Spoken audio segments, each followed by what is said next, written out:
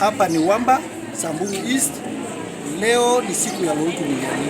Hakuna mtu ameenda soko ya Wamba. Tunaomba serikali kuu na serikali ya kaunti iamke na iweze kutusaidia kutengeneza mabarabara. Akina mama, wafanyabiashara, watoto ya shule, hakuna mtu leo ameenda shughuli yoyote. Mabarabara zimekatika. Hatuna mahali pa kuweza kukimbilia.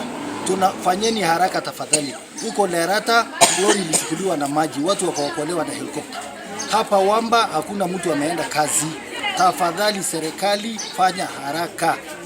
Mimi nasema tumeumia. Sisi watu ya Wamba. Kwa sababu sisi watu ya Ndebe tumeumia. Tujaenda leo soko juu ya mtaro maji na kuja mingi.